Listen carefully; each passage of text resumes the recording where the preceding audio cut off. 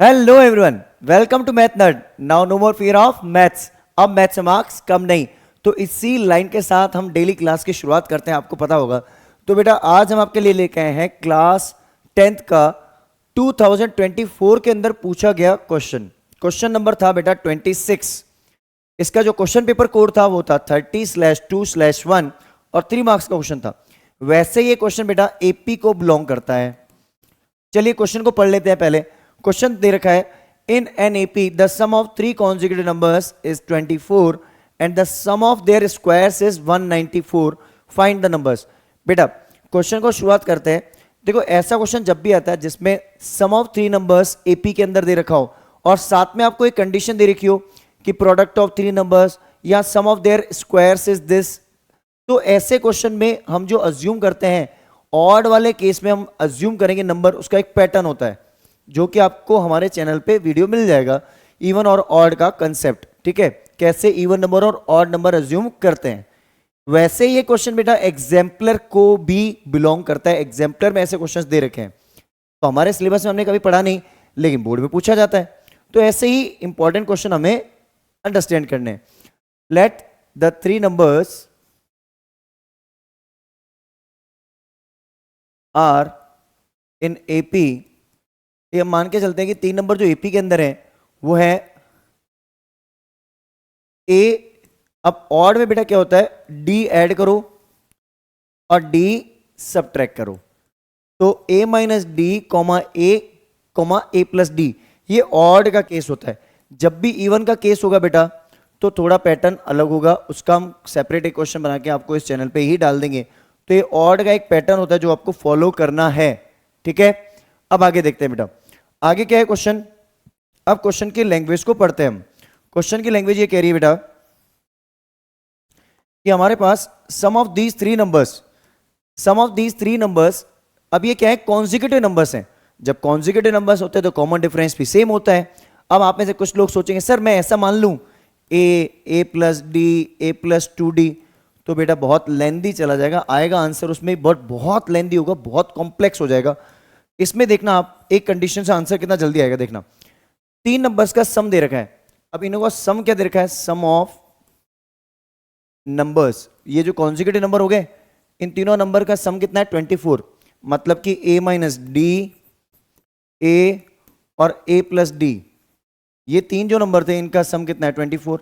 आप देख लीजिए d से d कैंसिल आउट हो गया, तो इसमें बेटा क्या बना, इसमें हमें पता चला कि 3a जो है वो 24 के बराबर है।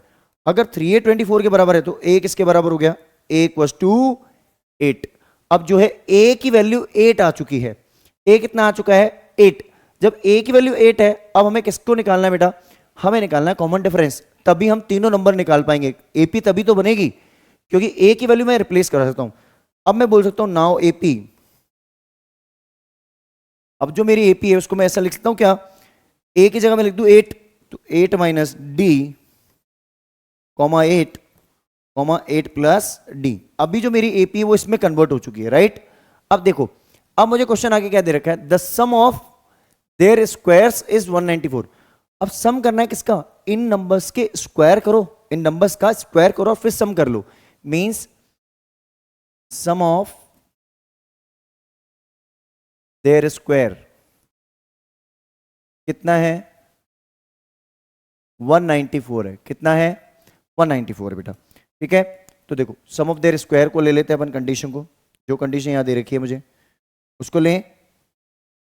उसको अगर मैं लेता हूं तो बेटा मुझे कुछ कंडीशन मिल रही है कि 8 माइनस डी का स्क्वायर प्लस 8 का स्क्वायर और प्लस 8 प्लस डी का स्क्वायर, इन तीनों का सम कितना आ गया बेटा 194।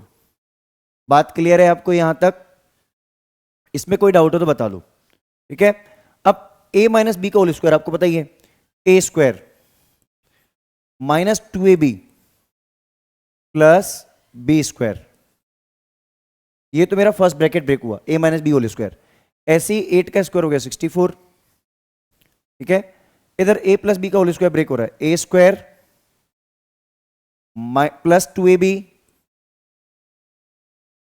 और प्लस बी स्क्वायर,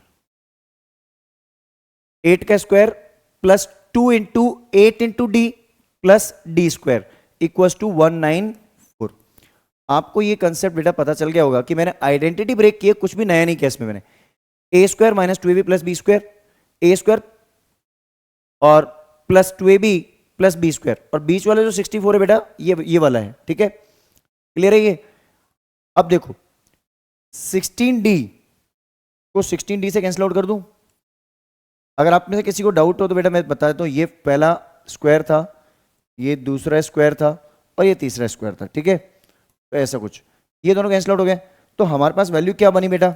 अब जो हमारे पास वैल्यू बनी 64 64 64 कितना होता है 64 666 दैट इज 192, कितना हो गया 192। किसका सम किया मैंने, आप देख लो, मैंने सम लिया बेटा इसका, इसका और इसका, इन तीन वैल्यूज का मैंने सम लिया है, ठीक है।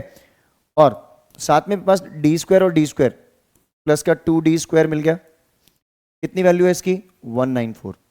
अब 2d स्क्वायर की वैल्यू किसके बराबर हो जाएगी 194 माइनस 192, 2d स्क्वायर की वैल्यू कितनी होगी 2, तो d स्क्वायर की वैल्यू किसकी हो गई d स्क्वायर इक्वल टू 1। अब d स्क्वायर 1 है, आप में से कई लोग क्या करते हैं सर d की वैल्यू 1 ना, 10th क्लास में आ चुके हैं हम, 9th क्लास में नहीं है, 10th क्लास में हमने पढ़ा था कि जब भी किसी नंबर का स्क्वायर रूट लेते हैं तो प्लस माइनस आता है, तो d की वैल्यू क्या होगी प्लस माइनस 1। अब बेटा ये देखो d मेरी होगी प्लस माइनस 1, मतलब पहली बार जब मैं लेता हूं when d equals to 1, d की वैल्यू 1 एंड a कितना ले रहा हूं वही, a की वैल्यू मेरी फिक्स है 8, a की वैल्यू कितनी है 8, तो ap क्या होगी, तो बेटा ap देखो इसमें वैल्यू पुट कर दे अपन 8 माइनस 1 कॉमा 8 कॉमा 8 प्लस 1, कितना आ गया बेटा नंबर 7 8 9। अब देखो बेटा AP इंक्रीजिंग भी हो सकती है और डिक्रीजिंग भी हो सकती है, तो ये किसी को पता है क्या, नहीं है, इसलिए हमारी सेकंड वैल्यू भी केस बनेगा। सेकंड केस में क्या बनेगा when d equals to -1 and a equals to 8। अगर ऐसी सिचुएशन होती है तो क्या होगा 8 माइनस -1 पहला number comma 8 comma 8 plus D, मतलब कि 8 प्लस -1। इसको अगर मैं सॉल्व कर दूं बेटा तो ये हो जाएगा 8 प्लस 1 कॉमा 8 कॉमा 8 माइनस 1, ठीक है, 9 8 और ये 7। तो मेरे पास दो सिचुएशन बन सकती है, केस 1 और केस 2। आई होप आपको ये क्वेश्चन बहुत अच्छा लगा होगा, इसका स्क्रीनशॉट ले लीजिए जल्दी से। तो हमने बेसिकली कुछ भी नहीं किया, ऑड नंबर का केस बेटा जब भी होगा हम a माइनस डी, a और a प्लस डी लेंगे 3 नंबर्स के लिए। अगर ये 5 नंबर होते तो a माइनस 2d और a प्लस 2d, क्योंकि इन दोनों बीच में d का गैप है, ठीक है। इवन नंबर का केस उसका भी हम क्वेश्चन यहां पे डाल देंगे, आप डोंट वरी अबाउट इट। तो इवन के लिए, ऑड के लिए हमेशा हमें केस यही लेना होगा।